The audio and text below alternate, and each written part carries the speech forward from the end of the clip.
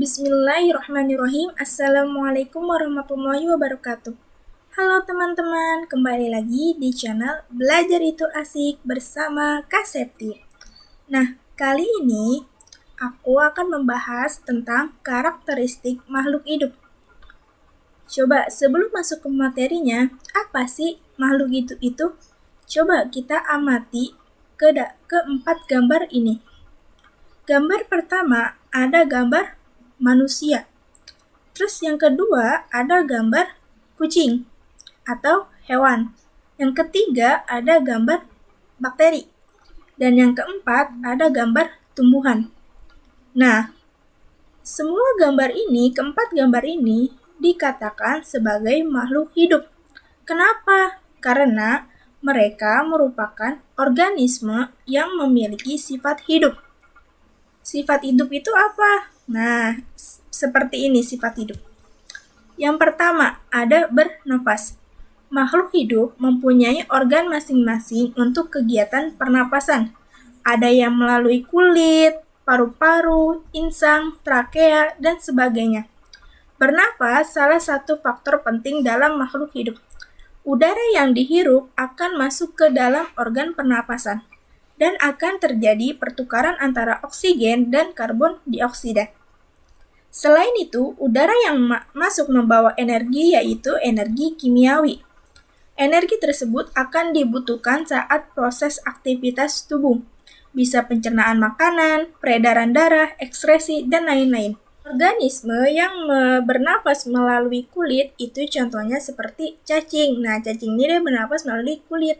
Makanya, kalau ketika kita menyiram air garam ke tanah, cacing akan keluar dari tanah karena kulitnya merasa panas, karena tidak bisa bernapas. Lalu, yang kedua itu ada bernapas dengan insang. Contohnya, ikan. Nah, ikan ini dia bernapas dengan insang. Terus yang ketiga, gambar ketiga, yaitu ada sapi. Nah, sapi merupakan organisme atau hewan yang bernapas melalui paru-paru.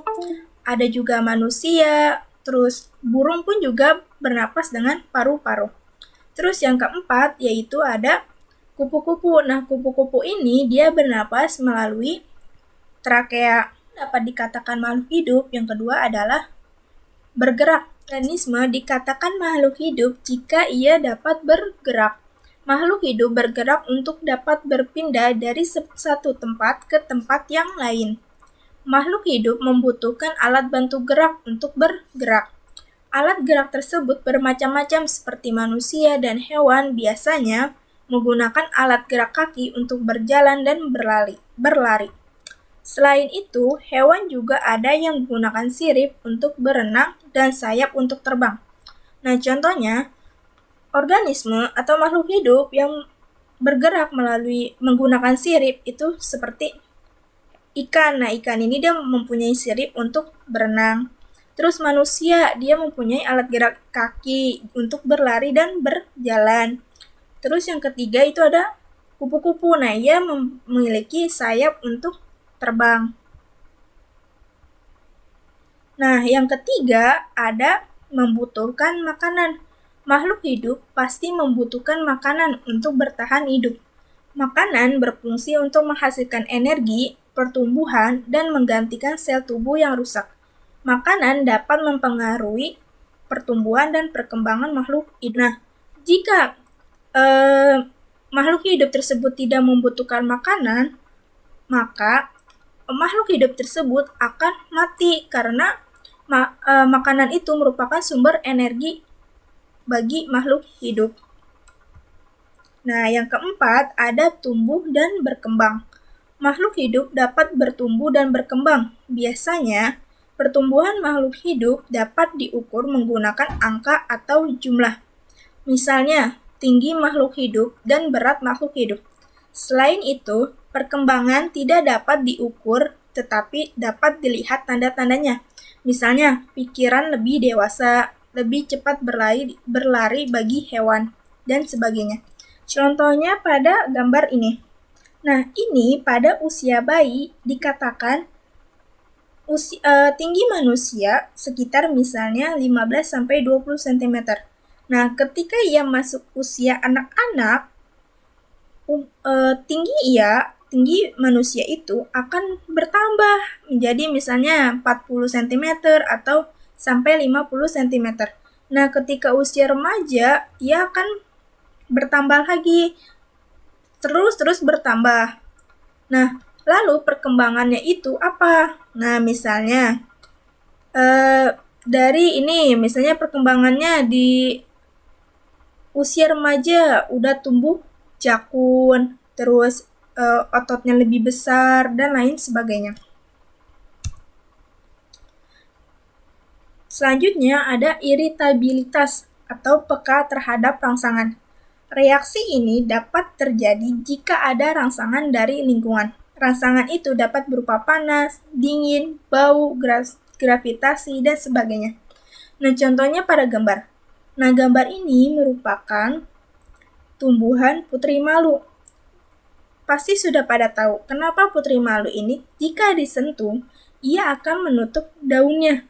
Nah, itu yang dinamakan peka terhadap rangsangan. Karena ia peka terhadap sentuhan dari lingkungannya. Adaptasi. Adaptasi adalah cara makhluk hidup menyesuaikan dengan lingkungannya. Misalnya, ini ada gambar unta. Unta hidup di padang pasir atau daerah panas. Maka dari itu, unta dia mempunyai punuk untuk menyimpan lemak sebagai cadangan makanannya. Nah, selanjutnya ada kaktus. Kaktus dia memiliki daun berbentuk duri untuk mengurangi penguapan air di lingkungan yang panas. Karena ia hidup di lingkungan panas, makanya daun kaktus akan menggulung seperti duri. Selanjutnya ada teratai. Nah, kenapa daun teratai itu lebar? Karena dia untuk mempercepat penguapan air karena tubuhnya hidup di daerah lembab. Selanjutnya ada berkembang biak. Berkembang biak bertujuan untuk melestarikan jenisnya. Misalnya, induk kucing melahirkan anak kucing, induk ayam melahirkan anak ayam, dan lain sebagainya. Nah, ini pada gambar. Ini suatu saat nanti anak kucing ini menjadi induk. Nah, lalu induk kucing ini akan melahirkan anak lagi dan seterusnya agar melestarikan jenisnya. Selanjutnya ada ekskresi atau pengeluaran zat sisa makanan. Zat sisa makanan yang ada dalam tubuh makhluk hidup harus dikeluarkan. Jika zat sisa tersebut tidak dikeluarkan, maka akan terjadi pembusukan atau yang lainnya dalam makhluk hidup. Misalnya, kulit untuk mengeluarkan keringat, paru-paru untuk mengeluarkan karbon dioksida, ginjal mengeluarkan urin, hati mengeluarkan zat empedu yang berguna bagi tubuh. Terima kasih sudah menyaksikan. Semoga materi yang disampaikan dapat bermanfaat ya. Jangan lupa subscribe, like, komen, dan share ya teman-teman.